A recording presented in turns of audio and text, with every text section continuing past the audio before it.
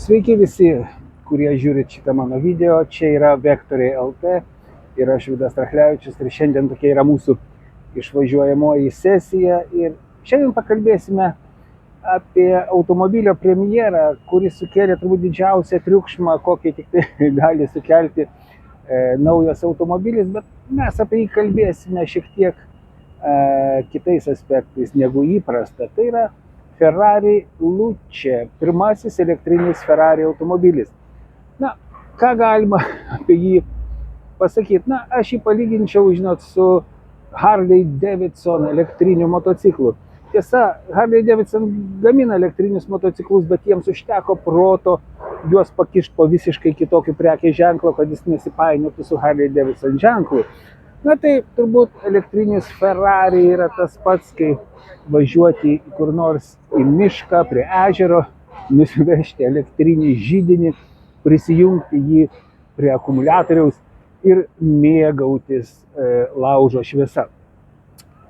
Tai, ką daro dabar Ferrari, man šiek tiek primena laikrodžių, Šveicarijos laikrodžių pramonę praėjusiam amžiui maždaug 70 metais, kai japonai išrado kvarcinius laikrodžius. Tada pigus kvarciniai laikrodžiai užplūdo visą pasaulį, taip pat ir Europą. Ir daugelis šveicarų garsių brandų sako, čia yra inovacija, čia yra technologija, mums nereikia atsilikti, mes irgi darysime tai, ką daro japonai. Ir visi puolė konkuruoti su japonais.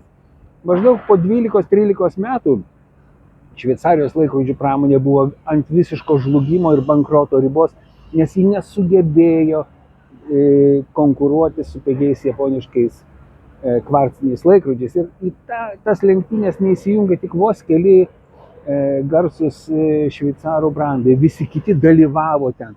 Tada atsirado toks ponas Hayekas, Swatch grupės įkūrėjas, ir sakė, užteks, mes čia prisižaidėm, mes turim grįžti prie to, ką mes mokame geriausiai. Prie mūsų ištakų, prie mūsų tradicijos, prie istorijos, meistriškumo, žmogaus rankų meistriškumo, meistrystės ir taip toliau. Ir Šveicarijos laikrodžių pramonė buvo išgelbėta. Taip, tas pigus kvarcinių laikrodžių segmentas liko, bet užtat Patek Philippe, Rolex, IWC, Vacheron Constantin, Blancpain ir visi kiti laikrodžiai muša aukcionuose rekordus. Jie grįžo prie to, ką jie moka geriausiai, ką jie sugeba geriausiai. Ten, kur yra jų namai, ten, kur yra jų istorija, ten, kur yra jų DNR. Na, žinot, aš čia Londone gal kokį gerą dešimtmetį atidžiai stebiu Bond Street ir New Bond Street, kuriuose yra įsikūrę garsiausi mados prekių ženklai vitrinas.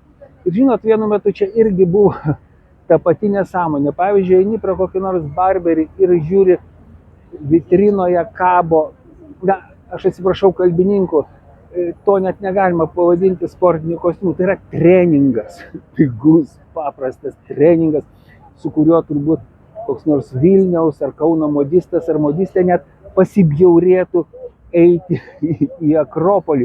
Ir štai barberį buvo metęs irgi tą gatvės madą, progresyvumą, mes liberalūs, mes čia su visais, mes čia su minia.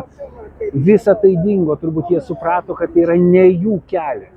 Ir dabar, kai pasižiūri ir tas visas vitrinas, tai visi klaikus eksperimentai dingo, nieko nėra, visi grįžo prie klasikos, visi grįžo prie to, ką jie moka ir ką jie sugeba geriausiai. Na ir grįžtant turbūt prie šito ženklo, prie Ferrari Luce, aš nesenai sudalyvavau paskaitoje, įsmukau į paskaitą Londono prestižinėme King's College, kur buvo paskaita ekonomikos studentams, paskaitą skaitė Lamborghini finansų direktorius, ten buvo kalba apie finansus, apie prabangos prekės ženklų situaciją, apie jų reitingus, investicijas, apie pinigus, taip pat buvo ir apie jų filosofiją. Ir aišku, vienas iš tų klausimų, kuris dabar, kurio negalima apeiti, tai aišku buvo ir apie elektrinius automobilius. Ir tada Lamborghini finansų direktorius pasakė tiesiai šviesiai, tai yra ne mūsų kelias. mes šituo keliu neisim ir mes toliau laikysime savo tradicijos, kiekvienas Lamborghini bus užsakomas individualiai, niekas negaminama į, kaip sakoma, į lentyną, sandėlį ar į vitriną.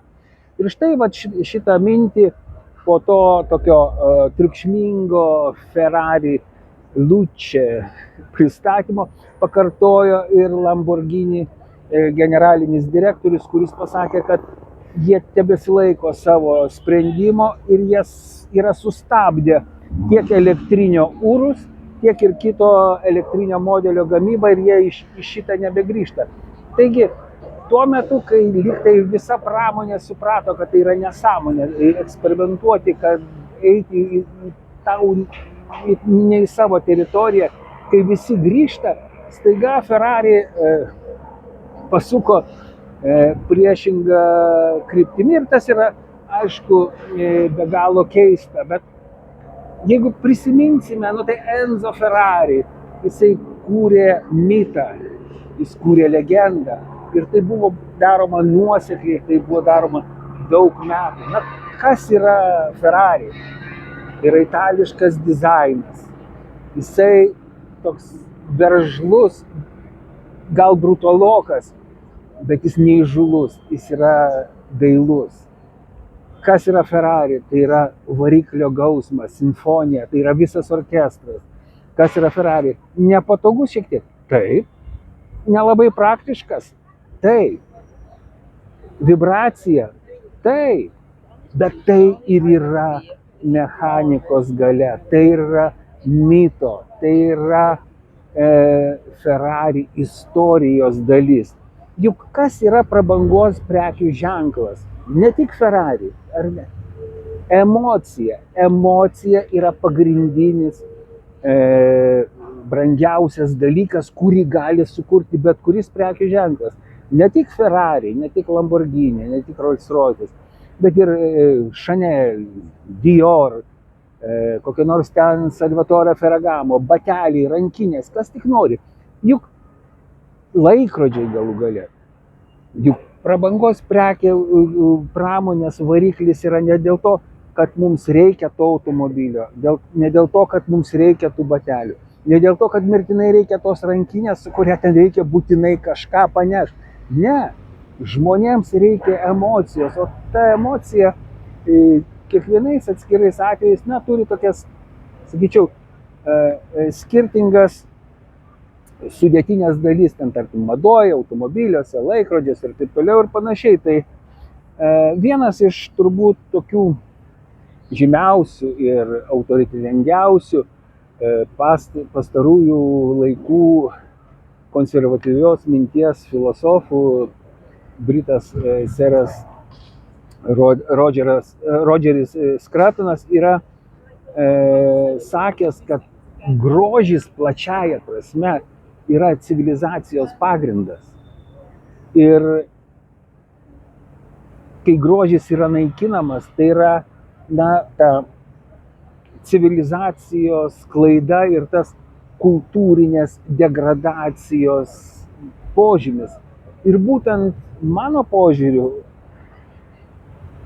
Ferrari Luce ir yra ta civilizacinė ir kultūrinė klaida, kai einama į visiškai svetimą teritoriją, kai nubraukiama viskas, kas kuria emociją, kas buvo istorijai, kas buvo iš tiesų Ferrari mitas ir jo ta visa mitologija.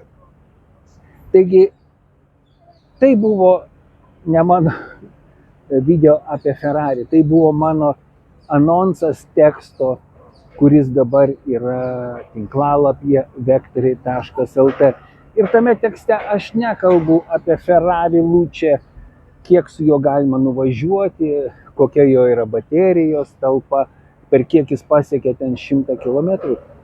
Aš žiūriu į viską šiek tiek labiau filosofiškai, per tą civilizacijos raidą, per kultūros raidą, ką reiškia to civilizacinio ir kultūrinio paveldo naikinimas, ką reiškia pataikavimas Briuselio spaudimui, ką reiškia, kai brandai tokie žinomi, pavyzdžiui, kaip Ferrari, pradeda politikuoti ir puola kurti tuos elektrinius automobilius, kurie aš tikrai neatsimenu ir nežinau, kad koks nors kitas modelis būtų sukėlęs tokią negatyvią reakciją, tokią pašaipų ir net sakyčiau patyčių bangą. Nežinau, ar tai bus Ferrari kelias toliau, ar jie ties tuo sustos, pagyvensim, pamatysim, bet siūlau paskaityti tą tekstą ir pagalvoti plačiau apie paveldą, apie prekės ženklų DNR, apie tai, kas mums svarbu ir kas kuria tikrąją emociją, kuri ir verčia mus pirkti, vartoti, džiaugtis. Taigi, vektoriai.lt ir skaitome apie Ferrari Luce, skaitom ir kaip visada mąstom.